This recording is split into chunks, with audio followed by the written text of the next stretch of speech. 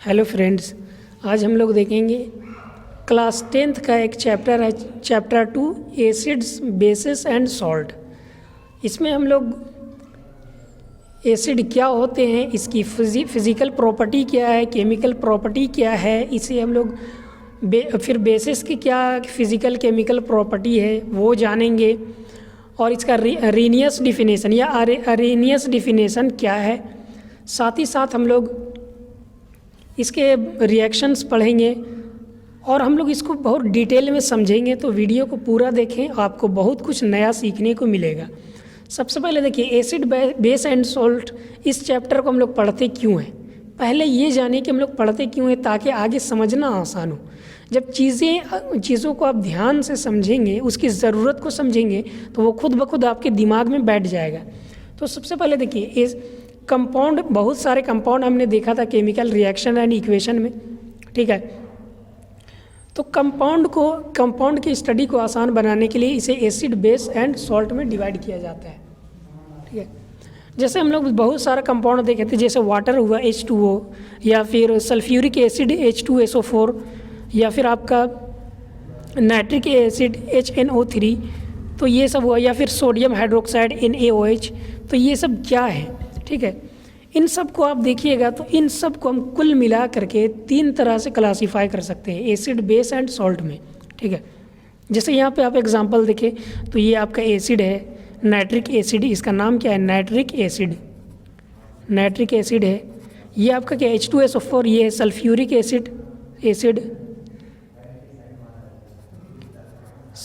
Acid है। इसी तरह ये क्या है, ये वाटर है, ठीक है। और वाटर क्या होता है, ये न्यूट्रल होता है, ठीक। ये ना ही एसिड होता है ना ही बेस। और NaOH है, सोडियम हाइड्रोक्साइड क्या है, तो ये आपका बेस है, याद रखें। तो इस तरह से आप देखेंगे कि सारे कंपाउंड को हम लोग 3 क्या बोलते हैं, एसिड बेस एंड सॉल्ट में क्लासीफाई कर सकते हैं, ठीक है। ये ज़रूरत है कि हम लोग कंपाउंड को 3 तरह से क्लासीफाई करके स्टडी करते हैं। तो अब जानेंगे ये एसिड का डिफिनेशन क्या है। देखिए, आप लोग क्लास 7 और 8 में पढ़ चुके होंगे कि एसिड्स और सावर इन टेस्ट, एसिड जो है स्वाद में खट्टा होता है। बेस के बारे में आपने पढ़ा होगा कि बेसिस जो होते हैं स्वाद में क्या बोलते हैं, कड़वा होता है। और सॉल्ट क्या होता है, सॉल्ट के बारे में हम लोग बाद में पढ़ेंगे। ये असल में एसिड और बेस को आपस में जब रिएक्ट कराया जाता है तो एसिड बेस के इफ़ेक्ट को और बेस एसिड के इफ़ेक्ट को ख़त्म कर देता है, और इसी को सॉल्ट बोलते हैं, ठीक है, जो प्रोडक्ट बनता है। तो ये सब हम लोग धीरे धीरे आराम से पढ़ेंगे। तो पहले सिंपल डिफिनेशन जो हम लोग पढ़ते आए हैं, बल्कि डिफिनेशन नहीं बोल सकते हैं, हम लोग जो पढ़ते हैं एसिड स्वाद में खट्टा होता है, बेसिस भी कड़वा होता है। तो ये याद रखिए, ये डिफिनेशन नहीं है बल्कि ये फिज़िकल प्रॉपर्टी है। तो हम लोग फिज़िकल प्रॉपर्टी पहले पढ़ते हैं, उसके बाद केमिकल प्रॉपर्टी पढ़ेंगे। देखिए, एसिड जो सबसे पहले एसिड बेस एंड सॉल्ट में एसिड के बारे में हम लोग अच्छे से स्टडी करेंगे, फिर हम लोग फर्दर कंटिन्यू करेंगे, बेस के बारे में पढ़ेंगे, सॉल्ट के बारे में। सबसे पहले देखिए, एसिड जो है, एसिड वर्ड, ये वर्ड आया कहाँ से, इसको किसने एसिड नाम दिया है, सबसे पहले ये जानना होगा। तो देखिए, एसिड जो है लैटिन वर्ड एसिडस से आया है, जिसका मतलब होता है सावर, खट्टा। खट्टे पदार्थ को हम लोग एसिड बोलते हैं, ठीक है। तो देखिए, हम लोग जो देखते हैं फल हुआ या सब्जियों में जो खट्टापन होता है, जैसे टमाटर में हुआ, अंगूर में हुआ, इमली में हुआ, तो इन सब चीज़ों में जो है ये खट्टे क्यों होते हैं, ये एसिड के प्रेजेंस, यानी कि उस फल में, उस फ्रूट में ज़रूर एसिड है, इसी वजह से वो खट्टे हैं। तो शुरू में इसका नाम एसिड रखा गया है, क्योंकि ये एसिडस का मतलब सावर होता है, ठीक है। क्योंकि उस वक्त आदमी केमिस्ट्री के बारे में बहुत ज़्यादा जानकारी नहीं थी, तो इसलिए उसका सिंपल नाम दे दिया गया। लेकिन आप याद रखें कि ये स्वाद में खट्टा होता है, तो हम लोग उसको एसिडिक सब्सटेंस बोलते हैं। लेकिन क्या हम लोग हर एक चीज़ को चख सकते हैं, टेस्ट कर सकते हैं? नहीं कर सकते हैं। तो हम बताएंगे कैसे कि वो खट्टा है या मीठा है या क्या है, कड़वा है। अब मान लीजिए आप किसी जंगल में चले जाते हैं और वहाँ पे आपको एक अजनबी, एक अनजान फल मिलता है, और आप उसे टेस्ट करने निकले कि वो खट्टा है या कड़वा है, आपको मालूम नहीं है, और पता नहीं वो जहरीला हो, तब तो नुकसान हो जाएगा बहुत ज़्यादा। तो ये पता चला कि ये जो है फिज़िकल प्रॉपर्टी में से आता है, सावर, खट्टा है या मीठा है। और याद रखें, हर एक फल को या हर एक चीज़ को हम लोग टेस्ट नहीं कर सकते हैं, वो नुकसानदेह हो सकता है, पॉइजनस हो सकता है, जहरीला हो सकता है ना। जैसे आपका अभी जो सिंथेटिक एसिड होता है जैसे H2SO4 या फिर नाइट्रिक एसिड आपका HNO3, ये सब जो है इसको हम लोग टेस्ट नहीं कर सकते। आप जानते हैं बहुत ख़तरनाक होता है, ये आपको नुकसान पहुंचा सकता है, इसमें जान भी जा सकती है, ठीक है। तो हम लोग देखते हैं कि इसके बारे में, एसिड के बारे में जब धीरे धीरे इंसानों को नॉलेज होता गया तो देखा कि नहीं, ये जो है ज़बान से टेस्ट करना वो सही चीज़ नहीं है, नुकसान हो सकता है। तो देखिए ये जो था एक फ़िज़िकल प्रॉपर्टी कि एसिड जो है स्वाद में खट्टा होता है, ये एक फ़िज़िकल प्रॉपर्टी था। लेकिन ये तो नुकसान देने वाला, ये तो खतरे वाला फिज़िकल प्रॉपर्टी है, इसको हर बार हम लोग टेस्ट नहीं कर सकते। तो हम लोग को देखा कि चलो किसी इस मतलब एसिड के किसी दूसरी प्रॉपर्टी को जानते हैं ताकि हमको चखना ना पड़े ज़बान से, कोई नुकसान ना हो। तो हम लोग देखें कि चलो आगे देखते हैं और क्या होता है। तो देखिए पहला तो ये था कि acids have a sour taste, ठीक है। फिज़िकल प्रॉपर्टी में पहला है acids have a sour taste, ठीक है, स्वाद में खट्टा होता है। दूसरा सम एसिड्स आर सॉलिड। अब देखिए अब फिज़िकल प्रॉपर्टी पढ़ रहे हैं तो इसमें देखिए एसिड जो होगा वो आपका ये भी हो सकता है सॉलिड, लिक्विड और गैस में, क्योंकि ये फिज़िकल प्रॉपर्टी है। मैटर जो होता है उसका फिज़िकल प्रॉपर्टी है, ठीक है। कि some acids are solid and some are liquids at room temperature. कुछ एसिड जो है सॉलिड होता है, कुछ लिक्विड होता है। जैसे आपका बोरिक एसिड हुआ या ऑक्जेलिक एसिड जो कि आपका पालक साग में होता है, तो ये आपका सॉलिड फॉर्म में होता है। कुछ जो है रूम टेम्परेचर में आपका लिक्विड होता है, जैसे एसिटिक एसिड हुआ या फॉर्मिक एसिड ये आपका चींटी के डंक में होता है, तो ये लिक्विड फॉर्म में होता है, ठीक है। तो ये हुआ। लेकिन और हम लोग को जानना चाहिए था कि इसके फिज़िकल प्रॉपर्टी क्या है। इससे तो कुछ खास फ़ायदा समझ में नहीं आ रहा कि ठीक है लिक्विड होता है, सॉलिड होता है, लेकिन इसे देखकर तो हम पहचान नहीं सकते हैं। एक ही हमारे पास सबसे बेहतरीन था तरीका टेस्ट करने का, लेकिन वो नुकसानदेह है। तो चलिए और आगे देखते हैं। फिर हम लोग देखेंगे कि और दूसरा पहचान ये है कि इफ़ेक्ट ऑन स्किन, जब एसिड को स्किन में लगाया जाता है तो क्या होगा। देखिए all strong mineral acids have corrosive action on the skin and cause painful Burns. देखिए कोरोसिव एक्शन मतलब ये हुआ ना कि स्किन में आप इसको रखते हैं तो ये आपका जो है जलन पैदा करेगा, आपकी स्किन को जो है ना जलाना शुरू करेगा और लहर पैदा होगा, ठीक है, स्किन को डैमेज करना शुरू कर देगा।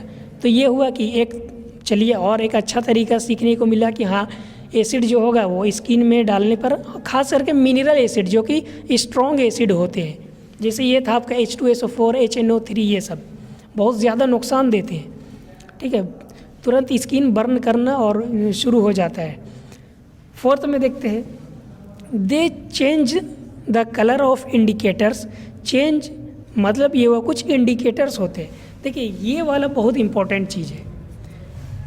ये जो फोर्थ है कि देखिए हम लोगों को एक नया तरीका मिल गया कि हम लोग जो है एसिड को चखने के बजाय कुछ ऐसा सब्सटेंस ले आते हैं जिसको एसिड के साथ टच कराने से वो जो है कुछ चेंज को शो करे, कुछ चेंज को दिखाए, जिसको हम लोग इंडिकेटर कहते हैं। आगे हम लोग इंडिकेटर के बारे में डिटेल में पढ़ेंगे, इंडिकेटर क्या होते हैं। तो देखिए आप इसके बारे में पहले भी पढ़े होंगे लिटमस पेपर और लिटमस सॉल्यूशन के बारे में, कि ये जो इंडिकेटर होते हैं, खास करके लिटमस पेपर, वो एक्सपेरिमेंट बहुत आम है कि जो लिटमस पेपर जो होता है वो ब्लू लिटमस पेपर को चेंज कर देता है रेड में। याद रखिए एसिड जो होता है ब्लू लिटमस को चेंज कर देता है रेड कलर में। देखिए यहाँ पे आप इसको इस तरह समझ सकते हैं कि अगर ब्लू लिटमस पेपर, देखिए पेपर के फॉर्म में वो मिलता है, आप उसे अगर मान लीजिए इसमें एसिड रखा हुआ है इस कंटेनर में, आप ब्लू लिटमस पेपर को इसमें डालिएगा तो इसका कलर चेंज कैसा होना शुरू हो जाएगा, रेड होना शुरू हो जाएगा। तो ये बेहतरीन तरीका था कि एसिड को पहचानने का एक नया तरीका मिला जिससे हम लोगों को चखने का ज़रूरत भी नहीं पड़ेगा, ठीक है। तो इस तरह से ये वाला जो है बहुत काम का चीज़ निकला, ठीक है, लिटमस सॉल्यूशन का जो हम लोग चेक करते हैं, ठीक है। तो इसमें क्या होता है, जो एसिड होता है ब्लू लिटमस को रेड में चेंज कर देता है, इसको याद रखना होगा। देखिए याद कैसे रखेंगे, तो देखिए एसिड जो होगा, एसिड ब्लू लिटमस को रेड में चेंज कर देगा। अच्छा बेस के बारे में जानते हैं, बेस जो होगा, बेस के बारे में आगे हम लोग डिटेल से पढ़ेंगे, लेकिन फ़िलहाल यहाँ पे जान लें क्योंकि ये याद रखने वाली चीज़ है। बेस जो होता है रेड लिटमस पेपर को ब्लू में चेंज कर देता है। तो इसको याद रखने का तरीका ये हुआ, देखिए एसिड ACID आखिरी लेटर क्या है, डी है, और रेड का आखिरी लेटर क्या है, डी। तो ये आपको याद दिला देगा कि एसिड जो है ब्लू को रेड में चेंज कर देता है, और बेस जो है, देखिए बेस का पहला लेटर क्या है, बी है, और ब्लू का पहला लेटर भी बी है। इसका मतलब बेस जो है ब्लू में चेंज करता है, किस चीज़ को, रेड को। तो याद रखें बेस ब्लू में, और एसिड इसका लास्ट लेटर लेना है डी, और इसका लास्ट लेटर डी। एसिड जो है रेड में चेंज कर देता है ब्लू लिटमस पेपर को, ठीक है। तो इस तरह से आप याद रख सकते हैं, एसिड ब्लू को रेड में चेंज करेगा और बेस रेड को ब्लू में चेंज करेगा, ठीक है। तो इस तरह से आप देख सकते हैं, ये रेड लिटमस पेपर है, इसको आप एसिड में डालें तो सॉरी बेस में, ये आपका बेस है, ये आपका बेस है, यानी कि रेड लिटमस पेपर को जब बेस में आप डालिएगा तो ये ब्लू में चेंज कर देगा इस लिटमस पेपर को, ठीक है। तो इस तरह से आप याद रखें।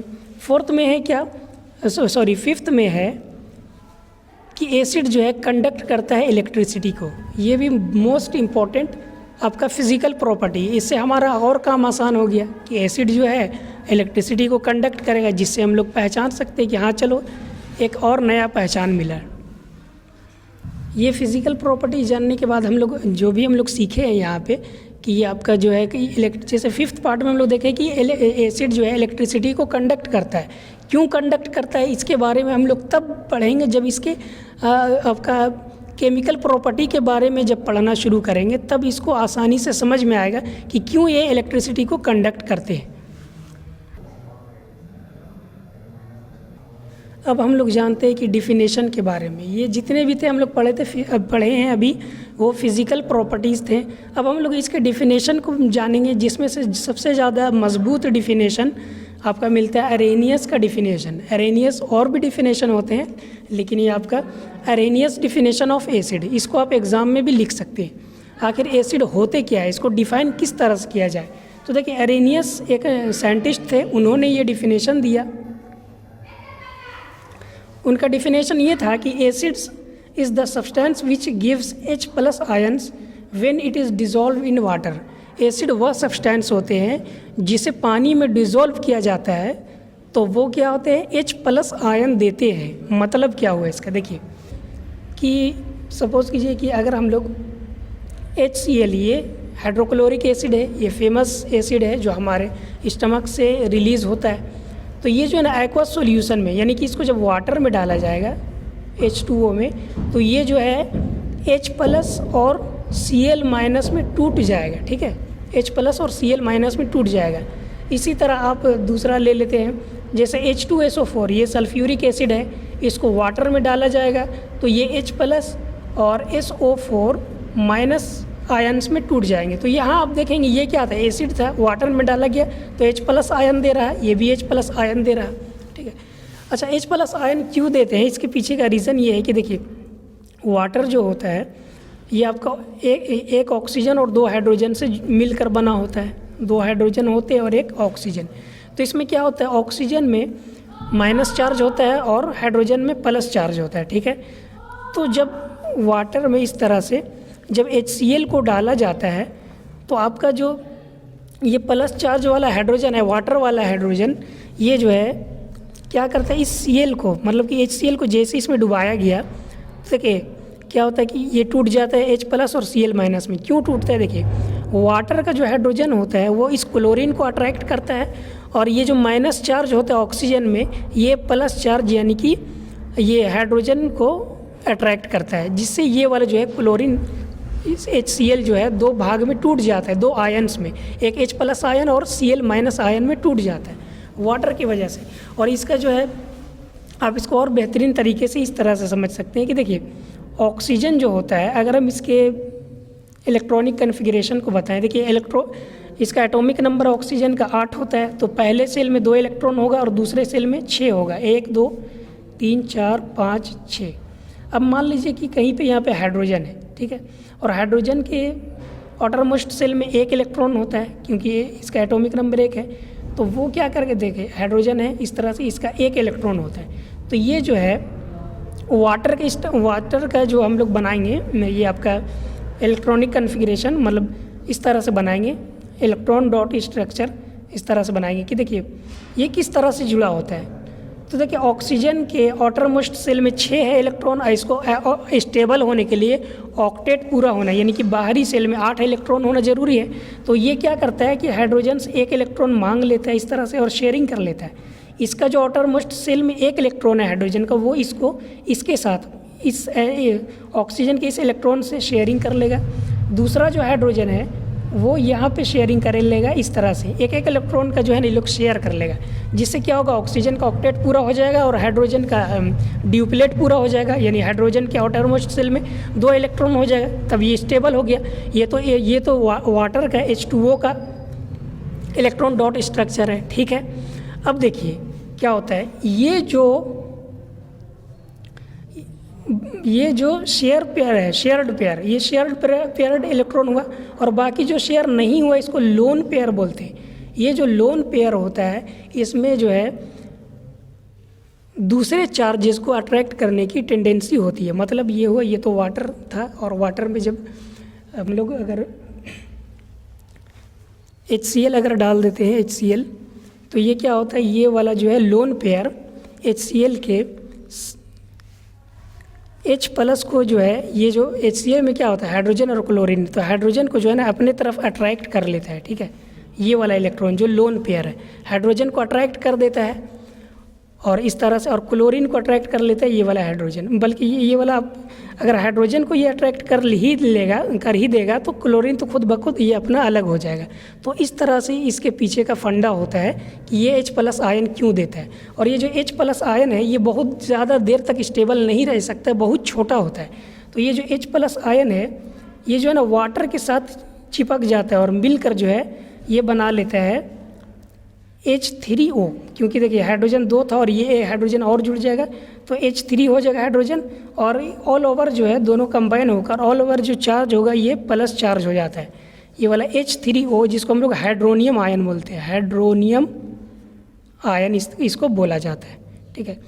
तो हाइड्रोनियम आयन ही बोले या फिर सिर्फ H+ आयन बोले, बात बराबर है। यानी ये हुआ कि ये जो एसिड होता है ये वाटर में इसको डिज़ोल्व किया जाता है तो ये H+ आयन देता है, या आप इसको हाइड्रोनियम आयन भी बोल सकते हैं, ठीक है। तो आज के लिए इतना ही, हम लोग फिर फर्दर देखेंगे बेस क्या होते हैं और इसकी केमिकल प्रॉपर्टी क्या है जो सबसे इम्पॉर्टेंट है। तो वीडियो को ज़रूर लाइक करें और चैनल को सब्सक्राइब करना ना भूलें। Thanks for watching.